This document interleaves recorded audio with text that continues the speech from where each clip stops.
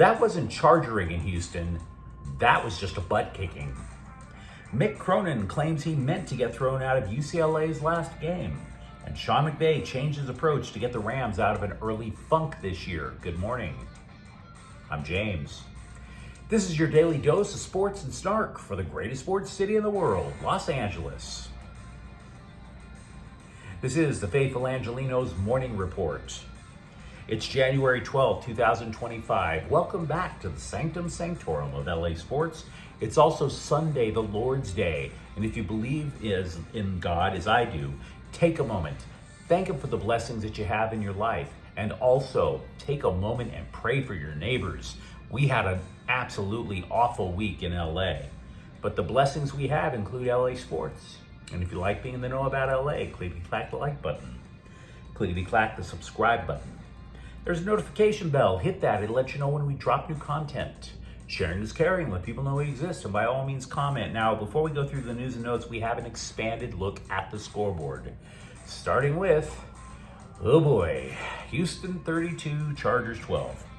You know, yesterday I actually said it'd be comfortable to put money on the Chargers if I were a gambler. Whoops. At least I wasn't a hot take idiot like ESPN's Rex Ryan, who claimed that this would be a bye week for the Chargers. The weaknesses of the Chargers were absolutely exploited for 3 quarters after they took a 6-0 lead. For example, I mentioned in yesterday's preview that tackles Rashawn Slater and Joe Alt could pick up the outside rush. And maybe they could have. Only the Texans' defensive line ran a series of stunts to bring the pass rushers to the middle. So Justin Herbert was under duress a lot, and that exposed a lot of other problems. For example, Chargers can't catch. All off season long, we asked who the hell was going to catch the football. After all, they cut Mike Williams.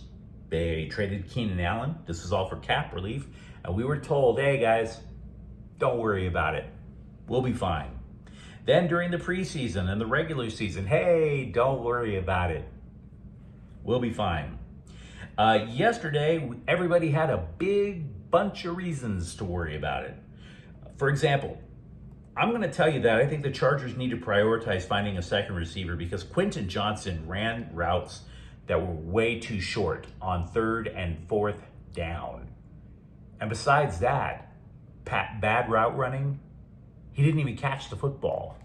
He dropped passes. And speaking of dropped passes, there was one that bounced off of Will Disley that one of the Texans caught. Basically what I'm getting at is Justin Herbert threw 4 interceptions. A couple of them off the hands of Charger receivers. How many picks did Herbert throw in the regular season, you wonder? 3. He threw more in the playoff game than for the entire season. Put the Charger receiving situation this way. Ladd McConkey caught 9 passes for 197 yards and a touchdown.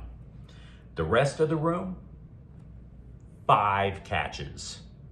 Quentin Johnston, 0. Goose egg, nada. And by the way, the Chargers couldn't run either, which also exposes the interior offensive line, that whole thing of running between the tackles, guard, and center. That's in between, the running between the tackles. The Chargers only rushed for 50 yards. Also, here's a problem. The Chargers can't score in the second half. Well, yeah, they got a touchdown, but that was a fluke after Justin Herbert got sacked on the previous 2 plays. So look, 32 points is a bunch. And it makes you believe that the defense had a terrible day. But in my opinion, the Chargers offense had nothing in Houston. And I do realize that being quarterback means you get an outsized share of the credit and an outsized share of the blame. Herbert is going to have as many questions to answer on this performance, just like he did after the Jacksonville collapse. But I'm here to tell you, I really believe it was on a lot of the other skill positions, more so than quarterback. And we'll talk more about the Chargers in a couple of minutes. This is a biggie. USC basketball 82, 13th ranked Illinois 72. This is the first road win over a ranked opponent for the Trojans since 2010. Desmond Klons scored 31 points. Wesley Yates added 15. They shot 54% from the floor. Look, I'm not trying to tell you that USC is a great basketball team. They're 10-6, which is kind of meh. But I was saying a couple of days ago, you cannot tell me for sure which LA team is better. You could argue that USC is trending up and UCLA is not. You tell me. You tell me. Calgary 2, Kings 1. Jacob Morverer scored the only Kings goal. Meanwhile, today there is a Sunday with no LA teams playing. It took a natural disaster to bring that out. So like I said, this is a good day to pray for your friends and neighbors. They're going to need it.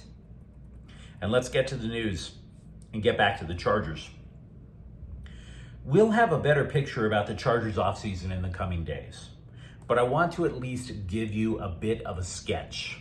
Something to wet your whistle, because there will be changes on this roster. The key free agents include Khalil Mack, defensive tackle Poona Ford, who resolved almost all of their rush defense problems single-handedly, and leading rusher J.K. Dobbins. Now, of the three, I presume Dobbins could be replaced in the draft. As for draft needs, I would say wide receiver is again the most obvious. I also would mention Ford, because all three interior defensive linemen are going to be free agents.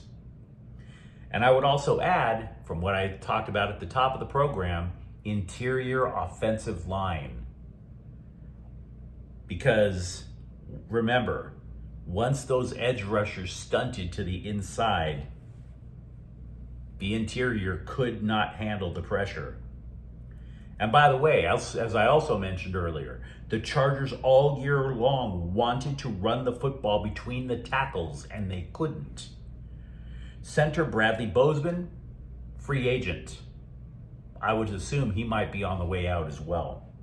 The Bolts, who were way over the cap at this time last year, are currently projected to have about $76 million in cap space. So they could be in the market for a couple of legit upgrades at wide receiver,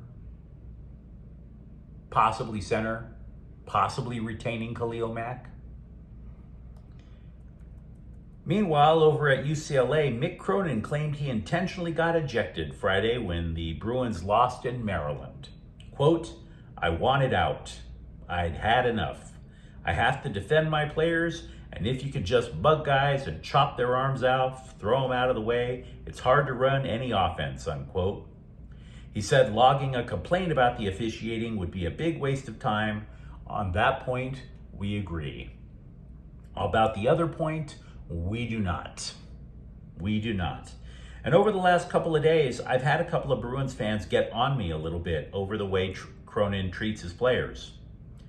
But this is one of the reasons why I had such a problem with how early last week Cronin called his players soft and delusional. You see, to me, hell, to everyone, someone who is soft is someone who buckles and gets emotional when the pressure is turned on. Is it not? So who buckled and who got emotional when the pressure was on Friday? Mick Cronin. And that's why you don't call players soft, by the way. That's why. As a coach, as a leader, you have to choose your words extremely carefully. You say things along the lines of, we could have performed better, we weren't as well prepared, and as coach, I have to do better. You say things like that. For generations, coaches have called out players, say, for lack of hustle, but it's also one, calling out individual players for lack of hustle, not calling out an entire roster for being quote unquote soft, because soft is another word for cats. Don't call me soft. You can come back, if you call me soft, don't go out in the next game and then come back and say, hey man, I took those 2 technicals for you. Yeah, I have your back. Because that doesn't make any sense. If you went to the press and said, hey, we had a couple of people that I got to motivate better, we'll just leave it at that, and then you get thrown out of the next game and you come up to me and said, look, I did that for you, I would buy in. Matter of fact, I'd buy in to the coach more. This is not master strategy by Cronin. This is hypocrisy by Cronin. Now look, it's still like midway through the year. UCLA can absolutely make a run. I still see them getting into the tournament, at least now. But to simply qualify for the tournament is not going to be enough for UCLA. And to advance in the tournament, the team needs a turnaround. And the turnaround has to begin with the coach. I'm not saying fire Cronin. I'm saying he has to look at himself and for once take accountability for the things that he didn't do. He's in his 50s. He should know better than that about getting control of his feels. And that's the memo. By the way, we do have examples of coaches who will change when the situation calls for it. The LA Daily News reported that after 5 games, when the Rams were just 1-4, Sean McVay chatted with an assistant, Aubrey Pleasant, and asked what changes should be made or could be made. Now, maybe McVay was expecting to hear something strategic. Try this play. Switch the personnel here. That's not what Pleasant said. Instead, Pleasant said that the players needed to see more of McVay, not simply be the X's and O's guy. And Pleasant is actually pretty wise to bring that up. If you look at the Rams roster, 26 of the players that are on the 53-man roster are either first or second year players. They don't know him. And he doesn't know them. Quote, I thought it would be a great help. There are a lot of head coaches in this league that are calling offense because they are a good offensive coordinator. We are blessed here because we have an offensive coordinator who is a phenomenal leader, unquote. That's what Pleasant said. So McVay started hanging out with the players more than just the film room, even going so far as to hang out with them during their cheat meals for the week. And as a result, McVay's messages started to take. The Rams started to learn and started to win. And nobody had to get dragged in the press in order to do it. Running back Sean Alston has committed to USC as part of the recruiting class of 2026. He is the 4th top 100 recruit to he's promised to join USC. Now, to be clear, unlike the legion of turncoat teens from last year's class, Alston is from Ohio. He is not from a state in the SEC. Also, the hope is that by then, a new general manager will be taking over the USC football program, and whoever that guy is, that person will have a better idea as to how to handle NIL money. So, fingers crossed. But you let me know what you think of the comments thread. Talk to me, for example, about the Charger faceplant in Houston. Was it chargering or was it just not their day? For that matter, if you think I'm wrong about Mick Cronin, hey, there's a comments thread, let me know. And if you enjoy the content, don't forget to subscribe to Faithful Angelenos. We talk LA sports every single day here. Thank you for watching. I'm James. We'll be back tomorrow. Faithful Angelenos is a Kian Corte El Queso production. Take care.